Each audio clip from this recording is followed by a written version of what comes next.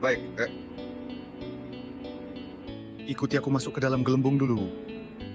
Reaksi direktur sudah membuktikan dugaan Lau Cui, jadi dia memutuskan bertindak sesuai rencana, berniat mengikuti direktur dengan harapan bisa memancing pelaku di balik semua ini lewat umpan ikan tersebut. Tapi direktur ini bukan orang sembarangan, setiap malam dia selalu pergi ke bar atau menghabiskan waktu di klub malam tertentu, sehingga membuat pekerjaan Lau Cui jadi jauh lebih sulit. Untungnya, malam itu pembunuh bayaran wanita mulai bergerak. Dia merias wajahnya rapi, menutupi setengah wajah dengan topeng, lalu bersembunyi di belakang pelayan yang mengantarkan minuman, berniat menyelinap ke ruang VIP tempat direktur. Namun, baru sampai di depan pintu, dia bertemu Lau Cui yang sedang memeriksa setiap ruang VIP mencari direktur. Melihat itu, pembunuh wanita berencana menyelinap pergi lewat samping. Tak disangka, murid Lau Cui datang dan menabrak pelayan sehingga pisau yang disembunyikan pembunuh di ember es terjatuh.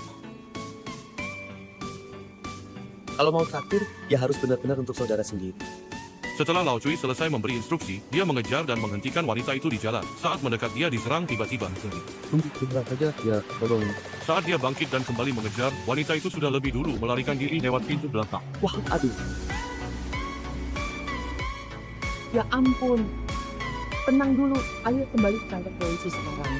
Setelah itu, Lau Cui berulang kali menonton rekaman CCTV. Meski wanita itu pakai topeng, tetap terlihat dia cantik. Ditambah pisau yang tertinggal di TKP, Lau Cui menduga dia gadis korban bertahun-tahun lalu. Pada saat yang sama, muridnya menelusuri catatan medis rumah sakit dan menemukan bahwa 10 tahun lalu, hanya ada gadis bernama Shuek Xuan memakai obat bius. 7 tahun lalu, dia mengganti nama jadi Xiuzhen, dan karena kecantikannya, dia jadi bintang papan atas. Saat Lau Cui memanggilnya ke kantor polisi untuk diinterogasi, bahkan kepala polisi diam-diam mengintip dari pintu untuk melihat kecantikan Xiuzhen. Di ruang interogasi, Lau Cui bertanya pada Xiuzhen, apakah dia mengenal kedua dokter yang telah meninggal.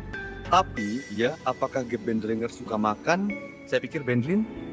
Melihat dia pura-pura bodoh, Lau Cui menyebut direktur rumah sakit. Xiuzhen tidak menyangkal, karena direktur itu terkenal, dan belum lama ini, dia pernah tampil di acara bersama direktur itu. Setelah itu, Lau Cui menanyakan kasus 10 tahun lalu. Namun jawaban Xiuzhen justru ambigu, tidak mengakui, tapi juga tidak menyangkal. Setelah dewasa. Gertger N. Puding Amgodu Buji.